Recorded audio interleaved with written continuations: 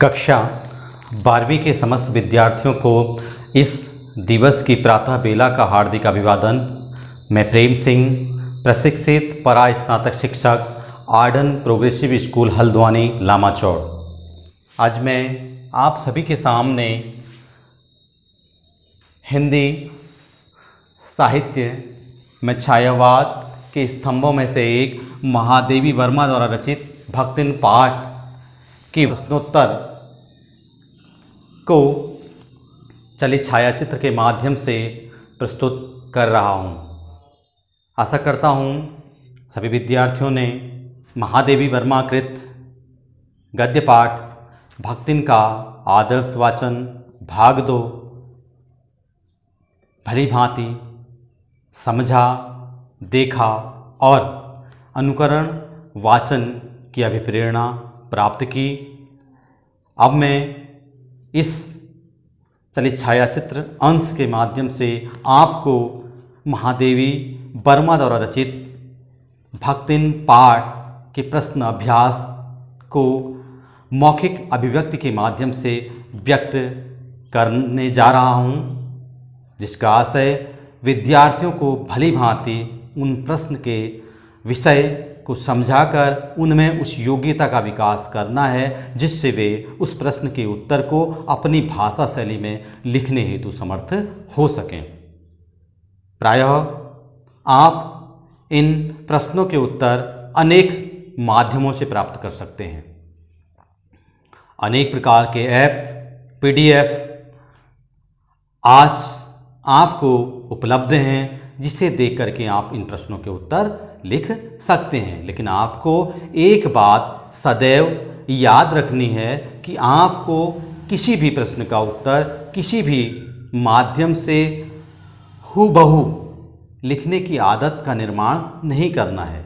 आपको उस प्रश्न को भली भांति समझकर और उस प्रश्न के उत्तर को अपनी भाषा में पाठ्यपुस्तक की सहायता से या अन्य किन्हीं माध्यमों की सहायता से अपने विचारों के रूप में लिखने में समर्थ होना है। वही आपका उत्तर श्रेष्ठ उत्तर कहलाता है और उसके माध्यम से आपकी भावाभिव्यक्ति और विचारों की क्षमता में बढ़ोतरी होती रहती है।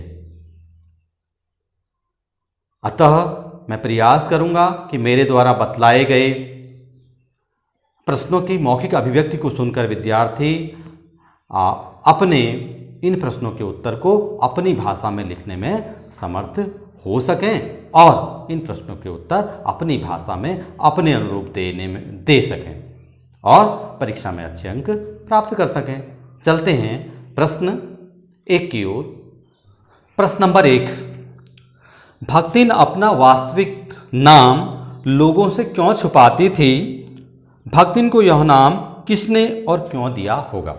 तो आपने देखा, प्रश्न एक बार और पढ़िए, समझ में आ जाएगा। भक्तिन अपना वास्तविक नाम लोगों से क्यों छुपाती थी? भक्तिन को यह नाम किसने और क्यों दिया होगा? आपको मालूम है कि भक्तिन का जो वास्तविक नाम क्या था? वह लक्ष्मीन था। लक्ष्मीन अर्थात लक्ष्मी, जबकि लक्ष्मी क्या है? धन का प्रतीक है। यदि जिसके पास लक्ष्मी, जिसका नाम लक्ष्मी और उसके पास धन ना हो तो उसका नाम क्या है? एक सफल सार्थक नाम नहीं है, लोग उसका उपहास करेंगे। प्रायः आपने देखा होगा कई लोगों के नाम ऐसे होते हैं लेकिन नाम तो उनका होता है लेकिन उनमें अभाव होता है, तो लोग उनका क्या करते हैं? उपहास करते हैं और उन्हें खुद भी लगता है कि मेरा नाम जो है इस प्रकार से रखा गया है। आप मेरे नाम से भी भली भांति अवगत हैं। मेरा नाम प्रेम सिंह है, लेकिन मुझे ज़्यादा तो मैं भी नहीं जानता, लेकिन कहीं ना कहीं मैं जानता हूँ कि कहीं ना कहीं जो मेरा नाम है, इस नाम के अनुरूप कुछ विशेषताएं मुझ में हैं और कुछ विशेषताएं और आनी चाहिए। तो इसी प्रकार से आप लोग भी अपने अपने नाम के अनुरूप अपनी विशेषताओं को अंगीकार करने का प्रयास करें। तो यहाँ पर यही बात है कि लक्ष्मी नाम था और वह क्या थी? गरीब थी, इसलिए वह अपना नाम लोगों से छुपाती थी कि कोई उसका उपहास ना बनाए। और यह नाम उसे किसने दिया और क्यों दिया? तो आप जानते हैं कि यह नाम उसे महादेवी वर्मा ने दिया था। जब वह उनसे नौकरी मांगने आई थी तब महादेवी वर्मा जी ने उसको ये नाम दिया था, क्योंकि उसने उनसे निवेदन किया था कि आप मेरा ये वास्तविक नाम मत। और उसका कारण क्या था? उन्होंने जब देखा कि उसका एक तो क्या था, बाल घुटे हुए थे और एक कंठ में क्या थी, एक माला थी, और वह देख कर के उसका नाम उन्होंने क्या रख दिया, भक्तिन रख दिया। क्योंकि भक्त का जैसा उसका क्या था, रूप लगा, उन्हें माला पहनी थी तो उनको लगा कि ये कहीं ना कहीं ईश्वर की भक्ति करती होंगी, और वास्तव में वो करती थी। आपने देखा कि रोज़ गंगाजल चढ़ाती थी, धोती में छिड़कती थी और पानी सूर्य को अर्घ देती थी, पानी देती थी। तो इसलिए उन्होंने उनका नाम रखा होगा। तो आप इस प्रश्न का उत्तर इस प्रकार से अपनी भाषा के अनुरूप लिख सकते हैं। वाक्य विन्यास बनाना आप लोगों का काम है। आप जैसे लिखना स्टार्ट करेंगे, प्रारंभ करेंगे, जैसे ही लिखना आपके पास उत्तर बन जाएगा। लेकिन सबसे पहले ध्यान आपको यह रखना है, किसी प्रश्न का उत्तर लिखने से पूर्व हमें क्या है, जो प्रश्न में उत्तर छिपा हुआ है उस उत्तर को लेना है। भक्तिन अपना नाम, वास्तविक नाम लोगों से इसलिए छुपाती थी, लिख दिया आपने। फिर लिखा आपने, भक्तिन को यह नाम महादेवी वर्मा जी ने दिया, इसलिए दिया क्योंकि वह उसका सिर, उसका रूप रंग जो था, उसका सिर घुटा हुआ था और वह अपने गले में एक कंठी माला पहने रहती थी, जिसे देखकर लेखिका ने उसका नाम भक्तिन रख दिया। इस प्रकार से आप प्रश्न का उत्तर लिख सकते हैं। चलते हैं दूसरे प्रश्न की ओर। 2 कन्या रत्न पैदा करने पर भक्तिन पुत्र महिमा में अंधी अपनी जिठानियों द्वारा घृणा व उपेक्षा का शिकार बनी। फिर ध्यान से सुनिएगा इस प्रश्न को। 2 कन्या रत्न पैदा करने पर भक्तिन पुत्र महिमा में अंधी अपनी जिठानियों द्वारा घृणा व उपेक्षा का शिकार बनी। ऐसी घटनाओं से ही अक्सर यह धारणा चलती है कि स्त्री ही स्त्री का दुश्मन होती है। क्या इससे आप सहमत हैं? आप देखिए कि क्या पूछा था कि यहाँ पर क्या हुआ था। पहली बात, यहाँ पर इस प्रश्न के 2 भाग हैं। पहले भाग पर आइए। 2 कन्या रत्न पैदा करने पर भक्तिन पुत्र महिमा में अंधी अपनी जिठानियों द्वारा घृणा व उपेक्षा का शिकार बनी। बिल्कुल सही, शिकार बनी थी। जो जेठ जेठानियाँ थे उनके पुत्र थे, उसकी केवल 3 पुत्रियाँ थीं, जिस कारण से वह क्या करते थे, आपने देखा कि किस प्रकार से वह उस पर अत्याचार किए जाते थे। उसकी जो है लड़कियाँ सारा काम करती थी और जेठों के लड़कों को दूध भात दिया जाता था, जबकि उनको केवल छाछ दी जाती थी। यानी कि जो दही का फेंकने वाला जो पदार्थ होता है, फेंकने वाला जो तत्व होता है, जिसको हम मट्ठा कहते हैं, उसको दे दिया जाता था। सारा दिन उसकी लड़कियां काम करती थी, उनको खाना नहीं मिल पाता था, तो उपेक्षा तो की जाती थी। ऐसी घटनाओं से ही अक्सर यह धारणा चलती कि स्त्री ही स्त्री का दुश्मन होती है। बिल्कुल सही, जो धारणा चलती है, स्त्री, मैंने प्रायः देखा है कि एक स्त्री दूसरी स्त्री से जलती है। एक सास अपनी बहू से सदैव जलती है, कुछ सासों को छोड़ करके। अब इसका कारण कुछ बहुओं का व्यवहार भी है, कुछ सासों का व्यवहार भी है, कुछ सासों का दूसरी और अपनी हमउम्र सासों के साथ सुनी गई बातों का किया गया व्यवहार है। वो पहले से ही एक धारणा उनके दिमाग में यह बनी रहती है कि बहू सास पर अत्याचार करती है, या बहू की यह धारणा बनी होती है कि एक सास बहू पर अत्याचार करती है। कुछ तो ये मानसिकता है। लेकिन प्रायः पूछा गया है प्रश्न में आपसे कि क्या आप इस बात से सहमत हैं। यदि मुझसे कहा जाए तो मैं इस बात से पूरी तरह सहमत नहीं हूं। केवल वही लोग इस बात को सही समझ सकते हैं या सही मान सकते हैं जो पढ़े लिखे नहीं हैं, जो दूसरे के अनुसार अपना जीवन यापन करते हैं। यदि हम पढ़े लिखे हैं, मैं किसी की बहू हूँ, यदि मेरी समझ यह है कि मेरे पति की माँ मेरी भी माँ है, तो यह विचार आएगा ही नहीं। तो स्त्री कभी भी स्त्री की दुश्मन नहीं हो सकती। एक स्त्री यह जान ले कि यह भी स्त्री है, यह भी किसी की बहन है, यह भी किसी की माँ है, यह भी किसी की वही सब कुछ है जो मेरी भी है। तो इस प्रकार से यह बंधन बच जाएगा। यह कहना पूर्णतः मैं इससे पूरी तरह सहमत नहीं हूँ, क्योंकि यह सब कारण अशिक्षा और दूसरों के अनुसार जीवन जीने के कारण होता है। यदि मनुष्य वास्तविकता से, अच्छे संस्कार से, सही माता पिता के संस्कारों से, सही माता पिता की सीख से अगर अपना जीवन जीता है तो यह नहीं हो सकता। सही सीख में कोई भी स्त्री किसी भी स्त्री की दुश्मन नहीं हो सकती। तो इसका उत्तर आप अपने अनुरूप लिख सकते हैं। प्रश्न नंबर 3, भक्तिन की बेटी पर पंचायत द्वारा जबरन पति थोपा जाना एक दुर्घटना भर नहीं बल्कि विवाह के संदर्भ में स्त्री के मानवाधिकार, विवाह करें या न करें अथवा किससे करें, इसकी स्वतंत्रता को कुचलते रहने की सदियों से चली आ रही सामाजिक परंपरा का प्रतीक है। कैसे? बिल्कुल सही बात। आपने फिर इस प्रश्न को पढ़िए, प्रश्न पढ़ते पढ़ते ही आपकी समझ में आ जाएगा। भक्तिन की बेटी पर पंचायत द्वारा जबरन पति थोपा जाना एक दुर्घटना भर नहीं, क्योंकि दुर्घटना इसलिए नहीं है क्योंकि एक बार नहीं होता है, ये बार बार परंपरा रही है, चलते आता है ऐसा, बल्कि विवाह के संदर्भ में स्त्री के मानवाधिकारों, विवाह करें या ना करें और किससे करें, इसकी स्वतंत्रता कुचलते रहने की सदियों से चली आ रही सामाजिक परंपरा का प्रतीक है। ऐसा होता है कि आपने देखा होगा कि सदियों से परंपरा चली आ रही होती है। कभी भी आज की तुलना में, हालांकि यह बात बदल चुकी है, लेकिन पहले क्या होता था कि कोई भी घर का सदस्य अपनी कन्या से यह पूछना उचित नहीं समझता था कि उसकी विवाह उससे करना है या ना करना है। उसका विवाह की स्वतंत्रता, वह समझता था कि मैं पिता हूँ या मैं माँ हूँ तो मेरी बेटी यह स्वीकार अवश्य करेगी, और वह बिना पूछे उसके लिए उसके वर का चुनाव कर देता था। लेकिन आज परिस्थितियाँ बदली हैं, और उस बदलने का कारण यह है कि लोग शिक्षित हैं, लड़कियां इतनी शिक्षित हैं कि वो अपने लिए अपना सुयोग्य वर ढूंढने में सक्षम हैं।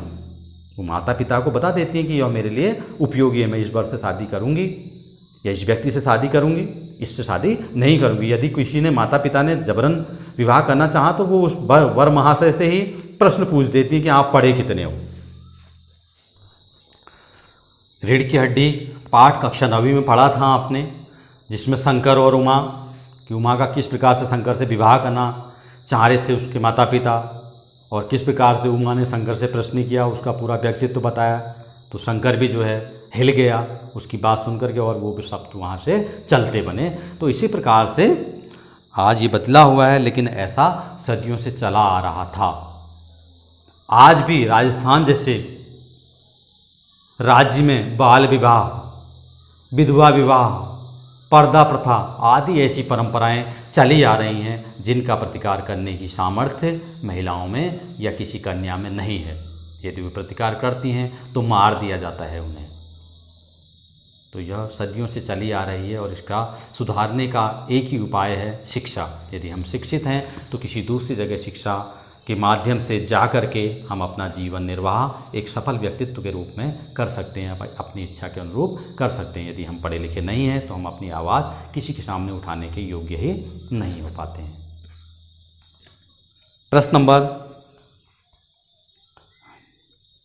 नंबर 4 की ओर। भक्तिन अच्छी है यह कहना कठिन होगा क्योंकि उसमें दुर्गुणों का अभाव नहीं। लेखिका ने ऐसा क्यों कहा होगा? भक्तिन अच्छी है यह कहना कठिन होगा क्योंकि उसमें दुर्गुणों का अभाव नहीं। तो महादेवी वर्मा जी ने यहाँ पर पूरे व्यक्तित्व का चित्रण किया है। महादेवी वर्मा जी ने बताया है कि भक्तिन केवल अच्छी तो है लेकिन कुछ उसमें दुर्गुण भी थे। अब दुर्गुण आपने देखा ही होगा। अगर हम जिद करते हैं अपने मालिक से, आप अपने माता पिता से कहते हैं कि माता पिता कहते हैं कि आप पढ़ाई करो, आपने कहा मैंने पढ़ लिया, एग्ज़ाम आ गए, आप तैयारी करो, तो आप कहते हैं नहीं मैं तो सब तैयार है और मैं जो है अच्छा करूँगा।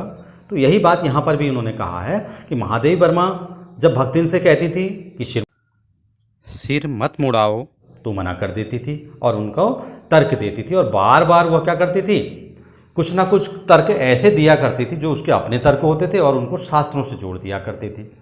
और कभी भी वह अपनी बात को ही क्या है श्रेयकर या श्रेष्ठ समझा करती थी। यहाँ तक कि स्वयं मालकिन के वाक्यों को, बातों को भी ज़्यादा महत्व न दिया करती थी, बल्कि उनके आशय को ही बदल दिया करती थी।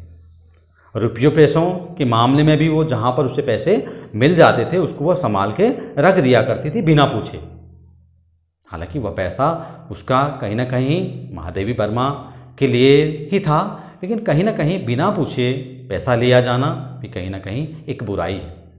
इसी प्रकार से इस प्रकार के कुछ दुर्गुण भक्तिन के व्यक्तित्व में थे। अच्छी तो थी लेकिन कुछ दुर्गुण भक्तिन के व्यक्तित्व में थे, लेकिन फिर भी यदि देखा जाए तो वह पूर्ण रूप से अपनी मालकिन के प्रति क्या थी, ईमानदार थी। लेकिन लेखिका ने यहाँ पर दुर्गुण वाली बात से लेखिका ने ऐसा क्यों कहा होगा, यहाँ पर आपको पूछा गया है कि लेखिका ने ऐसा इसलिए कहा होगा, मेरे अनुसार कि लेखिका ने इसलिए ऐसा कहा कि यदि वो दुर्गुण, अगर हम किसी के गुणों की चर्चा करें और दुर्गुणों की चर्चा न करें तो हम उसकी पूरी वास्तविकता हमारे सामने नहीं आएगी। यदि मैं आपको पढ़ा रहा हूँ और आप मुझे न बताएं कि सर आपका ये पढ़ाना मुझे अच्छा न लगा, ये पढ़ाना समझ में ना आया, तो मुझे तो कुछ समझ में आएगा ही नहीं। यदि आप मुझे कहें कि सर आपका ये पढ़ाना अच्छा है, लेकिन एक चीज़ इसको और थोड़ा सा आप सुधार दें तो और अच्छा लगेगा, तो मैं जो है उससे सीख पाऊंगा। जो दूसरा व्यक्ति भी देखेगा तो वह भी क्या करेगा, उससे लाभ उठाते वह भी अच्छा करेगा। जैसे मैं आपसे कहता हूं कि आप मुझे हर वीडियो के बाद कमेंट्स दीजिए ताकि मैं जान सकूं उससे आपने क्या सीखा और मैं उसमें और क्या सुधार ला सकूं। दोनों बात मैं आपसे कहता हूं कि कमेंट्स आप दीजिए, तो उसमें आपको लाधड़क उसी देनी चाहिए। कोई भी चीज़ सच्चाई कभी भी किसी के लिए बुरी नहीं साबित होती है। आते हैं अगले प्रश्न की ओर। भक्तिन द्वारा शास्त्र के प्रश्न को सुविधा से सुलझा लेने का क्या उदाहरण लेखिका ने दिया है।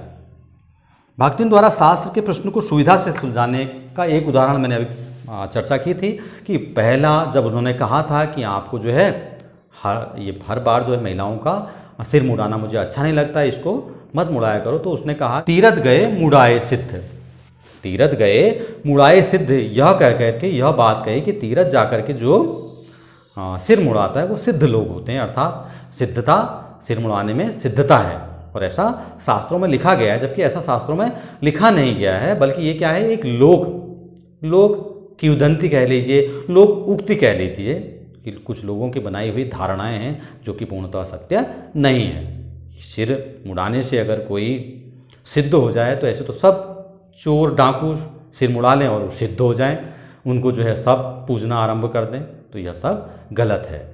तो इसलिए लेकिन भक्ति ने ऐसा मानने को तैयार ही नहीं थी। वह क्या करती थी, हर बार बृहस्पतिवार के दिन नाई को बुलाती थी और उसका उस स्त्री को गंगाजल से धुलवा करके अपने बाल मुड़ाया करती थी, लेखिका के मना करने पर भी। तो इस प्रकार से और वो सहारा लेती थी शास्त्र का कि शास्त्र में लिखा गया है। भक्तिन के आ जाने से महादेवी वर्मा, भक्तिन के आ जाने से महादेवी अधिक देहाती कैसे हो गई।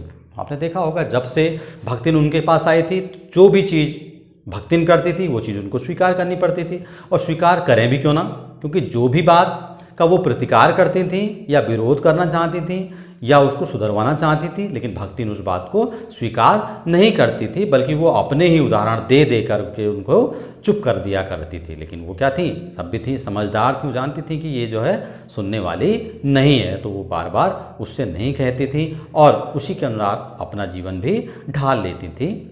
और भक्तिन की विशेषता यह थी कि वो अपना जैसा तो बना देती थी दूसरों को, लेकिन दूसरा जैसा कभी भी नहीं बनना चाहती थी, ना वो बनी। आपने देखा कि उसने सत्तू का आटा, लपसी, बाजरे की रोटी और कई देहाती व्यंजन महादेवी वर्मा को खाने सिखा दिए, लेकिन कभी भी रसगुल्ला तक उसने अपने मुंह में नहीं डाला। अर्थात महादेवी वर्मा जी को तो खिलाना सिखा दिया, लेकिन महादेवी वर्मा जिस चीज़ को खाने के लिए उससे कहती थी वह नहीं खाती थी। अर्थात उसने जो सीखा था वही करती थी और वही वह महादेवी वर्मा के साथ भी करती थी और उनसे कहती थी, और वे उसकी बात मानते हुए वैसे ही कहती थी, और उसी प्रकार से इसलिए वो भी क्या हो गई थी, देहातिन हो गई थी। जब से महादेवी वर्मा के यहाँ भक्तिन आई थी तभी से धीरे धीरे उनका व्यवहार भी क्या हुआ, देहातिन हो गया था। अर्थात वे भी गाँव के परिवेश से ही के समान ही रहने लगी थी। गाँव के परिवेश में जिस प्रकार से लोग जीवन यापन करते हैं वह भी जीवन यापन करने लगी थी। तो यह थे प्रश्नों के उत्तर मेरे द्वारा अपनी भावाभिव्यक्ति के अनुरूप। तो आपने यदि आप इन्हें ध्यान से सुनेंगे तो कुछ और वाक्य आपके समझ में आ जाएंगे और कुछ वाक्य आप अपने आप भी जोड़ करके इस प्रश्न के उत्तर स्वयं लिखने में दक्ष हो जाएंगे। तो मैं यही आशा करता हूं कि विद्यार्थी इस वीडियो, इस चरित्र छायाचित्र में मेरे द्वारा प्रस्तुत प्रश्नों के उत्तरों को अपनी भाषा में लिख करके मुझे प्रेषित करने का प्रयास करें। अपनी उत्तर पुस्तिका में साफ साफ लिखें जिससे उनकी उत्तर रचनात्मक क्षमता का विकास हो सके और वे परीक्षा में अच्छे अंक प्राप्त कर सकें। इसी आशा से एक बार आप सभी को पुनः धन्यवाद।